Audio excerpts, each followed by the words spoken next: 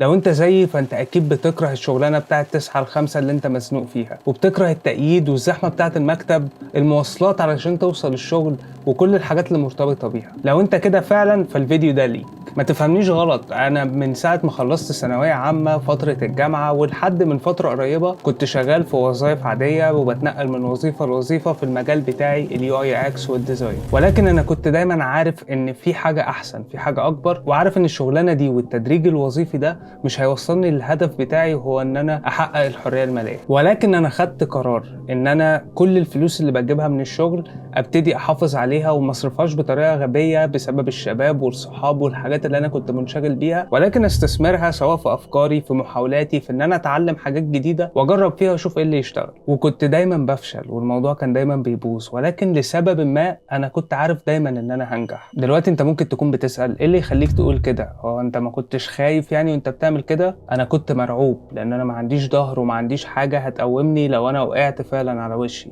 ولكن انا كنت متاكد ان بالبحث وبالمثابره اللي عندي وان انا دايما اشتغل على حاجه كنت هوصل النتيجه اللي انا عايزها. بس ايه بقى الحاجات اللي انا كنت بستثمر فيها واللي فعلا لقيت ان هي بتطلع عائد؟ في الفيديو ده انا عايز انشر معاك 5 حاجات اسمها سايد هاسلز، او حاجات ممكن تعملها على الجنب لو انت اشتغلت فيها فعلا انت ممكن توصل للحريه الماليه. ممكن واحده فيهم تشتغل معاك، ممكن ال5 يشتغلوا معاك، ممكن ولا واحده تشتغل معاك. مفيش حاجه هقولها لك في الفيديو دي هتخليك تبقى ناجح بسرعه او تبقى غني بسرعه. هسيب الحاجات دي الناس اللي بتتكلم في الفوركس او التريدنج والكريبتو كارنسي والحاجات دي، لكن في الفيديو ده احنا هنتكلم عن مجالات متاحه وكل الناس بتنافس فيها، ولكن على قد ما هتحط وقت ويكون عندك استمراريه على قد ما هتكسب في السوق وتوصل للهدف بتاعك. اول حاجه معانا هي الامازون اف بي اي.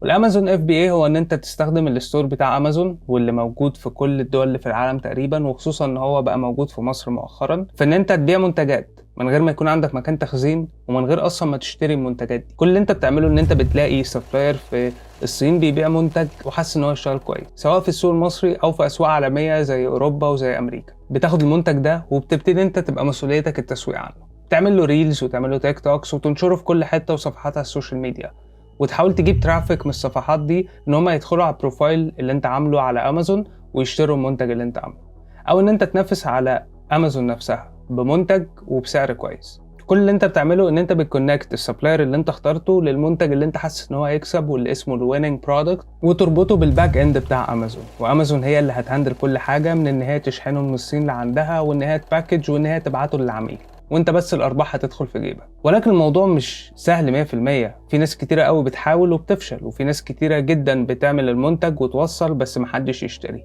فالشطاره ان انت يبقى فيه تراين ايرور شويه في الموضوع، تجرب واللي يشتغل تكمل فيه واللي ما يشتغلش ما تكملش فيه.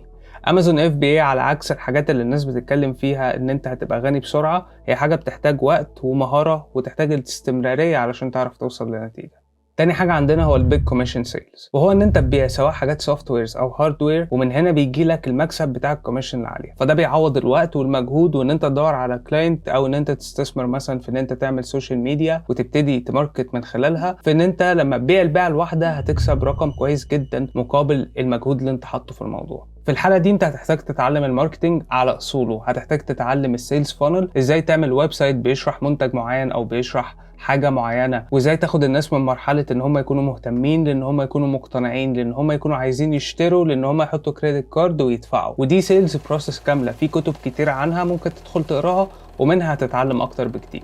فكر في الموضوع ان هو زي الريل ستيت، بس بدل ما بتبيع بيت، لان ده كل الناس بتبيعه ومش هتعرف فعلا يبقى عندك ايدج. ممكن تعرض المميزات بتاعه بيت معين، ولكن الماركت بتاع الناس اللي عايزه تشتري نيش قوي مش هتعرف توصل. لكن لو عرفت تجيب مثلا سوفت وير، ودي حاجه سهله لان ما فيهاش ان الناس تروح وتشوف وتشتري المنتج وتمسكه في ايدها ويبقى فيها دليفري، وفي اغلب الاوقات الحاجات السوفت الكوميشنز بتاعتها بتبقى اعلى. فمثلا لو انت تارجت تنزل فيديو اديتورز او الناس اللي بتعمل كونتنت زي كده وبتنزله سواء على تيك توك او على يوتيوب، الناس دي بيبقى بتتكلم ومحتاجه كابشن يطلع الفيديو بتاعها. في ابلكيشن بيعمل الحاجه دي، واكيد لو انت خدت ريفيرال لينك وابتديت تعمل اعلانات عنه وتزقه الناس والناس تستخدمته فعلا، نزلت الابلكيشن هيجي لك عائد على كل داونلود وكل حد يعمل اشتراك. الميزه بتاعت ان انت تستخدم السوفت وير حتى لو ما كانش هاي تيكت قوي، لو ما كانش سعر عالي جدا فالكوميشن مش عالي قوي، ان هو ايفر جرين، بمعنى ان انت مش بتاخد الكوميشن مره واحده، انت بتاخدها كل مره الشخص ده الاشتراك بتاعه بيتجدد، او كل مره شخص جديد بيدخل من اللينك بتاعك وبيشتري. فمن الاخر كده انت بتعمل التسويق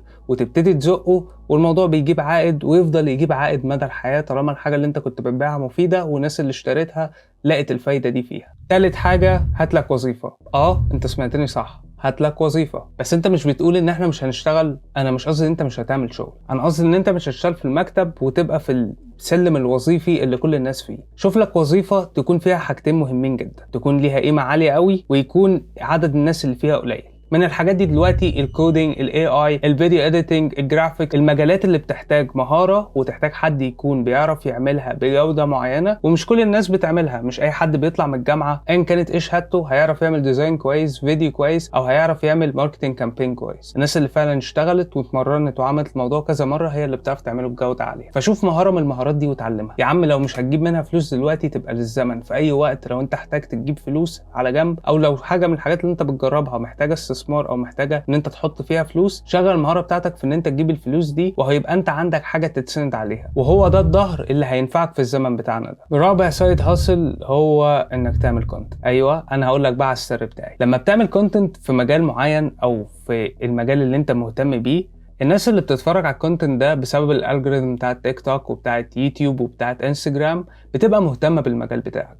سواء الاهتمام ده كان اهتمام ان هو عايز يتعلم فممكن تبيع له كورس، او اهتمام ان هو عايز شغل فممكن تبيع له خدمة، او اهتمام ان هو يديك لايكس ويعمل شير وخلاص. في كل الحالات دي حاجات انت عايزها، ولكن العملة المهمة في الموضوع انك تعمل محتوى الكواليتي بتاعته كويسة. مش لازم تبدأ بان انت تشتري كاميرا DSLR وتجيب مايك كويس جدا، ولكن بالوقت حسن الكواليتي. المهم ان انت يبقى عندك استمرارية، بتنزل كونتنت كل يوم، كل يومين، كل اسبوع. المهم ان انت الموضوع يبقى فيه استمراريه وكونسيستنسي. من الاستمراريه دي الناس هتتعود على الكونتنت منك، وفي الاخر هتبقى بترجع لك، ولما بترجع لك ساعتها هي بتبني العلاقه دي معاك. ايا كان بقى الاهتمام بتاعه ده مبني على انه كلاينت ولا على انه ستودنت، هو هيفيدك في الاول وفي الاخر. وكمان هتعرف تمونيتايز الحاجات دي، سواء تيك توك لما يبقى فيه كرييتور بروجرام فتعرف تجيب فلوس من الفيوز بتاعتك، او يوتيوب لما تبتدي توصل لمايلستونز معينه ويبقى الادز اللي بتشتغل على الفيديو بتاعك بتجيب لك دخل. وتاني دي حاجه ايفر جرين، يعني لما بتحط فيديو اونلاين هيفضل على طول اونلاين وهيفضل على طول يجيب لك العائد، سواء كان بالفيوز والناس تعرفك